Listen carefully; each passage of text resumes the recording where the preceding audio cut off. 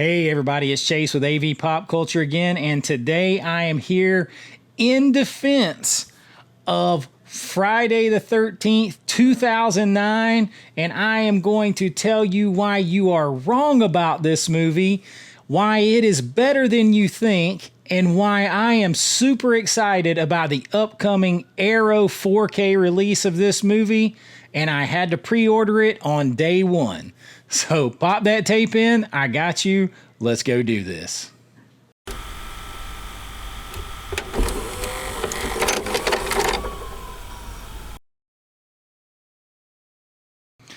All right, so I have been hearing all kinds of slander about Friday the 13th, 2009.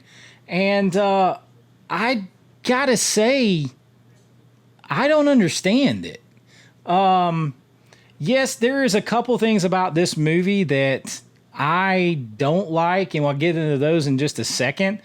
But overall, this is a damn good entry into the Jason franchise. It is better than Jason X. There are several Jason movies that this is better than. I mean, for God's sakes, y'all, there was a Friday the 13th movie that, besides the original where Jason's mom was the killer, there was another one where Jason didn't even appear, and you want to slander this film? This film, I am super excited for this release from Arrow. I mean, I pre-ordered it, and then I get on in the community out here, and the physical media fans and the horror fans, and they're shitting on it, and they're like, "Oh, this is why are they doing this movie?" Dude, they're doing this movie because it's badass. Like, I don't understand the slander. Like, I'm sitting here looking at this movie. You got Michael Bay involved in this movie. No matter how you feel about him, that's a lot. It's a Michael Bay produced film. Listen. Okay, I'm going to be fair. I'm going to start out with the thing that I hate the most about this movie. I hate the fact that they tried to take all the supernatural elements away from Jason.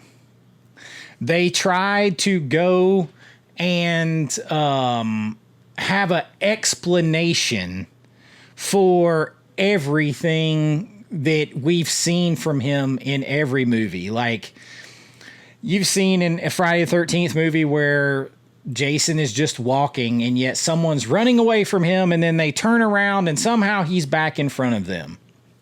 Well, yes, I fucking hate how they try to explain that he's got these tunnels dug all over Crystal Lake, and he's got a string and bell system and all this kind of shit that lets him know where people are, and he can get in these tunnels and out, and these shortcuts and get ahead of them. And yeah, I don't like that.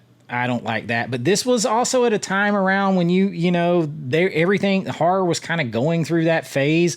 You had Rob Zombie trying to explain away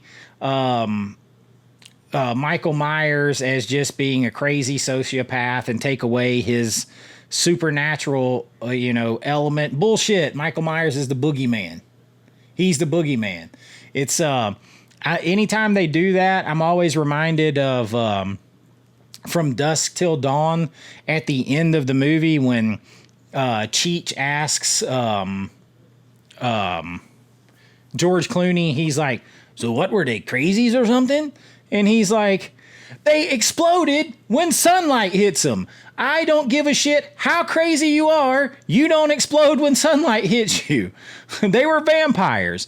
It's the same thing. You don't come back from the dead multiple times over, take these kind of killings and everything that Jason and Michael Myers have done unless you're supernatural. So yes, I did not like them trying to explain that away. But you take that part away, and you have Derek Mears, who I really liked as Jason. Yes, I'm a little biased. And when I was a guest at Days of the Dead LA, I got to talk with Derek Mears. He actually bought copies of my movies and had me sign them, which I thought was cool as hell. And then he circled back around to me the next day and he's like, I actually already bought this before I ever met you. So yes, I thought that was cool. But let me tell you what I really think is cool. The way he moves as Jason and stuff in this movie is very violent.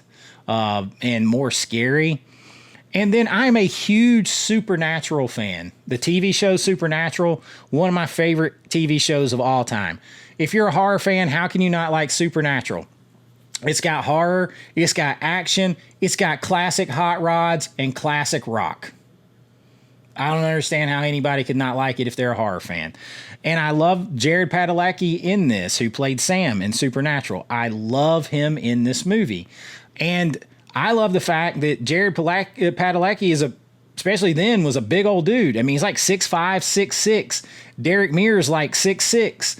So at the end, they have a hell of a fight, and it's believable because it's two big ass dudes. Yeah, I'm like 6'3" and 250 pounds, and probably not weight wise, but height wise, they're bigger than me. So it was like seeing two big old bastards go at it in a real fight. And it was cool and believable. And I liked that. And then this thing pays homage to 80s slashers in every friggin' way possible, man. Like, this has some of the most attractive, like, women in actresses in slasher movie history here. They're getting nude in ridiculous ways, kind of tongue-in-cheek to the way things happen in 80s slasher and horror movies.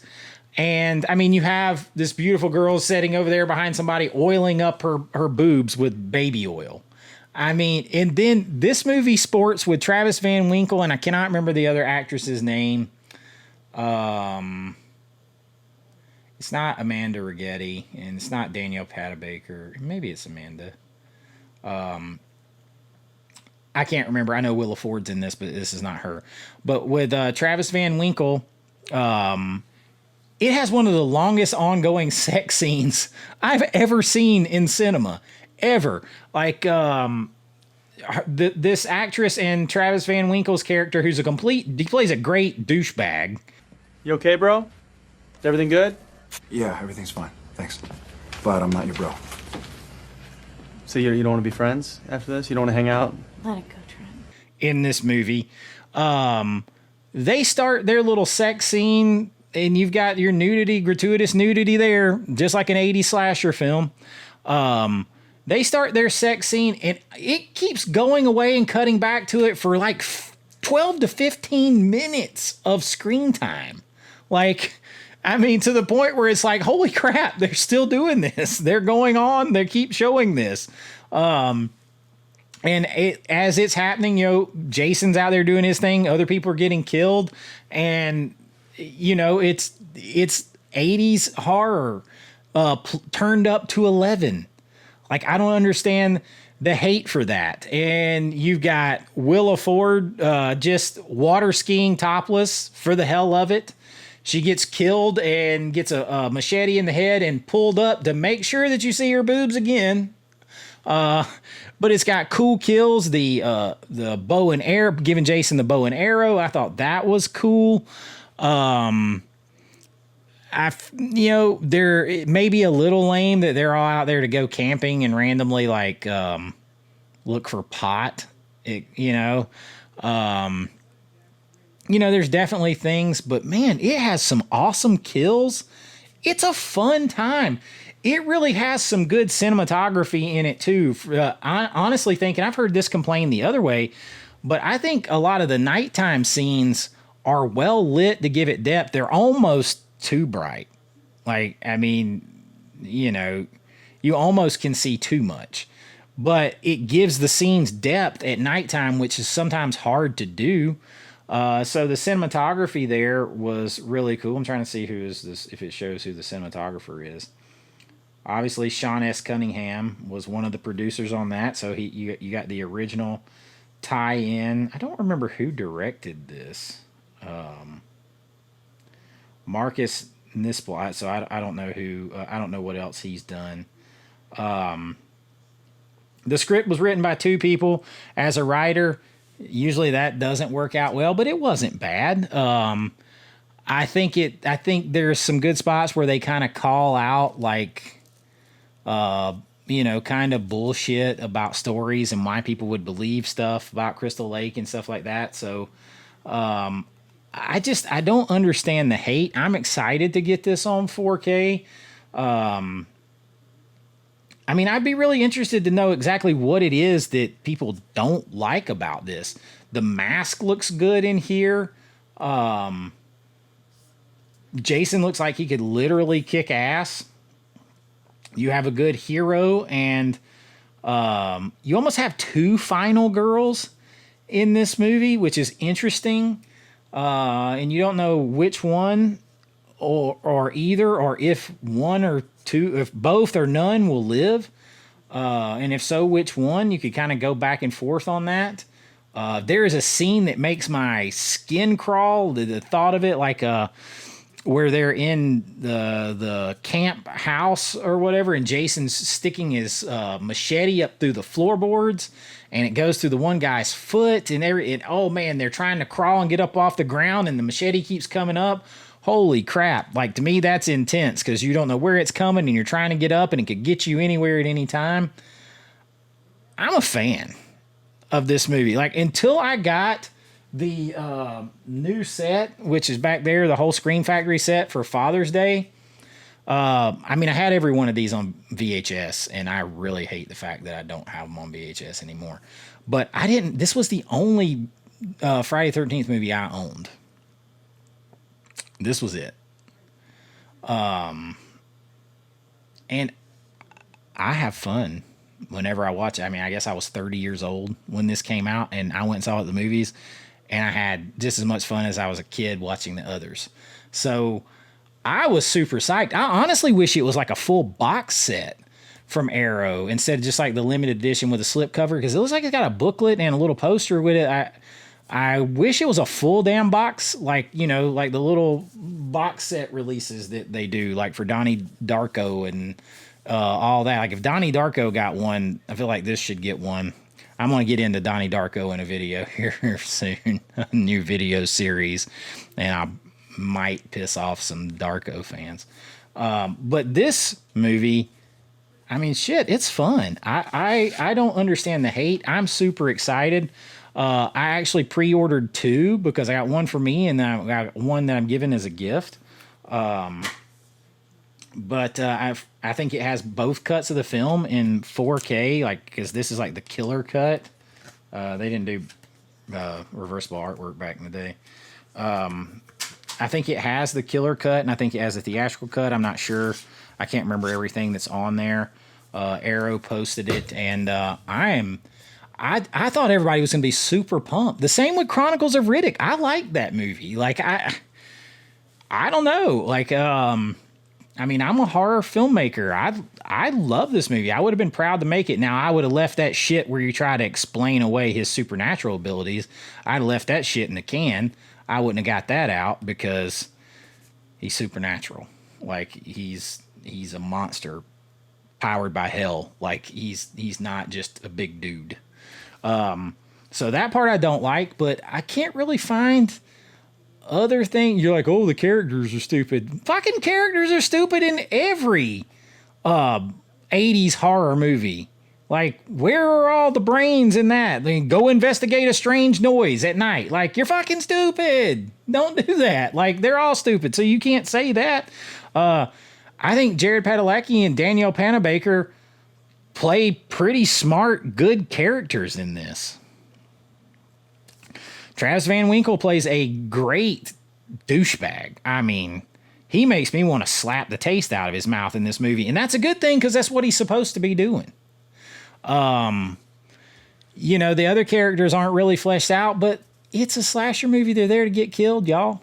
So we're looking for creative kills. There's definitely some good creative kills in this. The use of the bear trap is brutal. Like, What is it that you really don't like about this movie other than Michael Bay is associated with it? Like, you know, and people want to hate on him. Like, I like the first Transformer movie. Come after me. Like, I like to have fun with movies. Everything doesn't have to be dissected to death. Christian over at Planet CHH, and he's like the only one I've heard talk about it really good. And my buddy Brian at Last Movie Standing, he and I have talked about this. We've texted back and forth about this, and he mentioned it in his latest video. He's excited to get it too. But other than that, I haven't heard a lot of talk about it, and that talk that I have heard has been negative, and I really don't understand why. Like, what is it that you hate so much about it?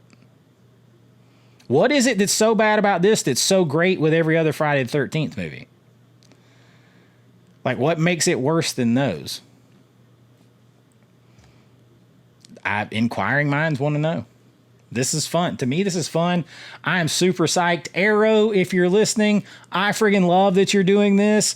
I wish that you would do more horror movies like this.